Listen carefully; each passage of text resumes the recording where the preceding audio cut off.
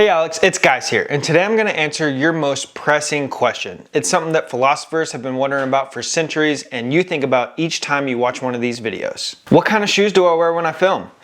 Birkenstocks. You can wear them with socks, you can wear them without socks, and the fashion statement speaks for itself.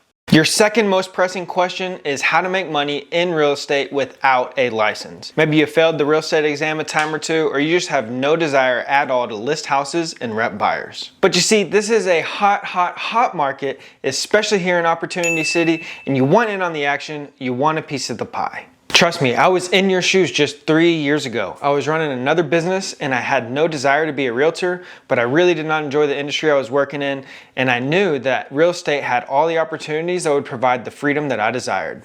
So I started implementing the methods that I'm going to tell you about today, and I started making more money than I ever had before.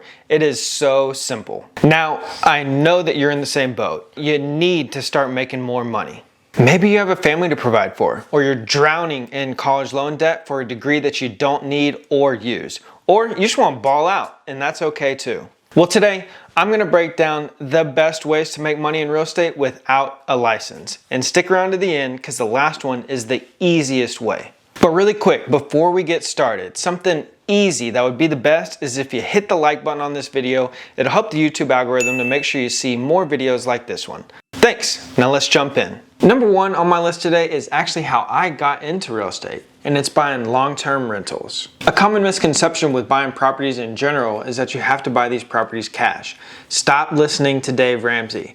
Utilize leverage to buy these properties, but make sure that you're getting a good enough deal to where the rent is going to be covering your mortgage, your insurance, and your taxes. Tenants are going to be paying down your debt, and you're going to gain equity while collecting cash flow. A good rule of thumb to utilize when analyzing a good rental property is the 1% rule. The 1% rule is when you buy a property for $200,000, you're going to want to get at least 1% of the purchase price and rent.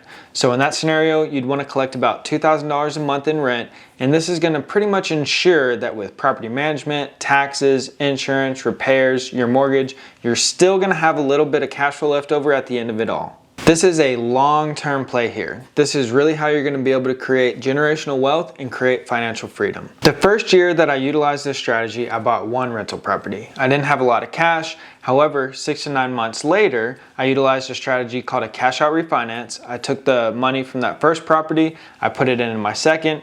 3 years later, I had 11. Now I've got 36, and it's just going to continue to grow exponentially. With this strategy, we're never buying based on the idea of collecting appreciation in the future. Although we pretty much know that it's expected, we don't use that as our sole purpose for buying these properties.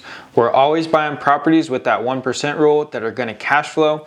And if you happen to come across a year like 2021, where from May 2020 to May 2021, property values increased 42%, you're just lucky enough to have 36 of them to collect all that equity. Hopefully another motivator here is inflation. Inflation happens, and it's continuing to happen on a daily basis. And the longer you keep your money sitting in that savings account, it's just decreasing in value. The banks are not paying you high enough interest to beat inflation, and you're actually losing money the longer it sits there. The only way to beat inflation is to invest that money in assets. When inflation happens, cash decreases in value, however, the prices of assets rise. Number two is Airbnb arbitrage. This is something that you can do without a license and very little upfront costs. Airbnb arbitrage is the practice of renting out properties and then subletting them on the Airbnb platform. You're not even the owner. Short-term rentals are super hot right now. Everybody's looking to start traveling again, and on Airbnb, you can make 3 to 4 times the amount you normally would with a long-term tenant. Quick example, you rent out a 2-bedroom, 2-bath condo here in Austin for, let's say, $1,500 a month. You put that on Airbnb and you rent it out for $200 a night. Say it's only rented for 4 days a week, that's $800 a week times 4. You're coming in at $3,200 a month. You're gonna be profiting about $1,700 a month, minus a few of the other expenses like utilities. However, there are fees that you can upcharge the tenant, like a cleaning fee, and it'll all be provided and accounted for your costs. The key to being successful is having a beautifully staged property, providing an amazing service to the short-term renters, and you have to make sure to get those 5-star reviews.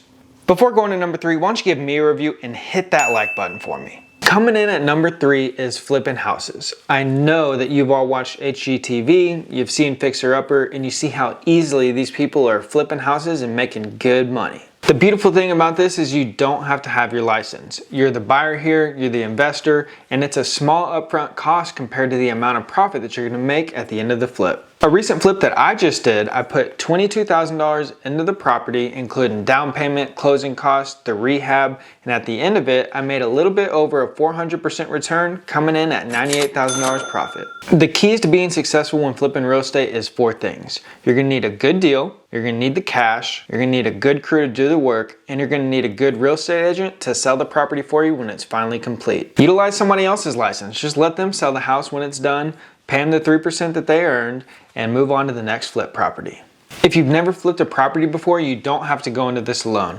There's plenty of opportunities out there for you to partner with people. You can JV with other investors, you can find the deal, you can bring the money, and help get that experience so that next time, maybe you're able to step out on your own. If you're a first-time home buyer and you're looking for a property that you can add value to, that's what's called a live-in flip. You can buy a property with some first-time home buyer financing, have a low down payment, and fix up the property while you're living in it. At the end of the day, there's a whole lot of different ways to flip a property, but the main thing is that you don't need your license and you need to find a good deal. I told you that number 4 was going to be the easiest way to make money in real estate without a license, and coming in hot at number 4 is wholesaling. You may have heard terms the gurus say like micro flipping, this, that, and the other, but wholesaling at its core is just finding good deals, finding value, and transferring that value to another end investor. What you're doing when you're wholesaling real estate is you're getting a property under contract.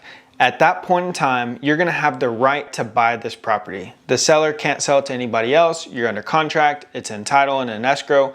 And what you're gonna do is you're gonna assign that contract to another end buyer at a higher price than what you have it for, and you'll keep the difference. Here's an example. I find an off-market property owner who's willing to sell me their property for $200,000. I get it under contract, we send it to the title company, and while all that is being taken care of, I'm looking for my end buyers. I'm reaching out to people on Facebook, I'm reaching out to cash buyers in our area, and I'm telling them, hey, I got this property, it's really worth $300, I've got it for $200, I'm willing to sell it to you for $220. They're interested in the deal, they tell me they want to buy it. I then send them an assignment contract assigning my rights to buy this property to them for $220,000. When the file closes, they're going to get that property that they bought for $220,000. The seller, he's going to get his $200,000, and I'm going to get the difference of $20,000.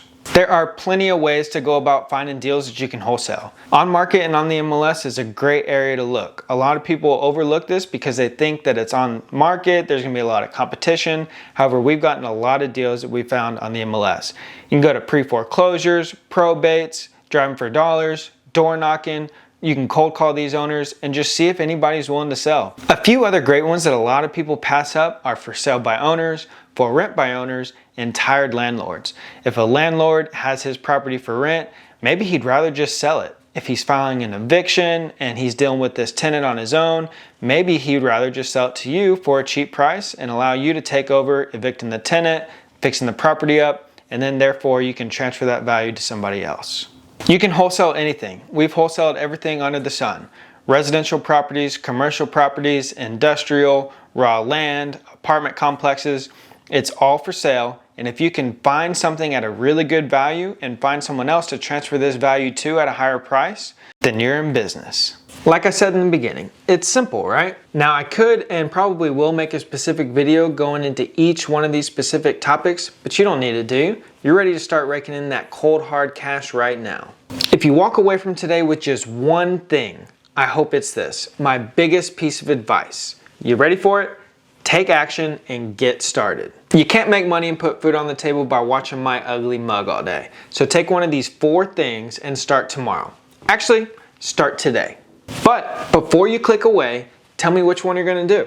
Tell me which one of these 4 you're gonna start taking action on. Drop it in the comments below. Thanks for watching today, TRE fam. Do not forget to subscribe, and we'll see you in the next video.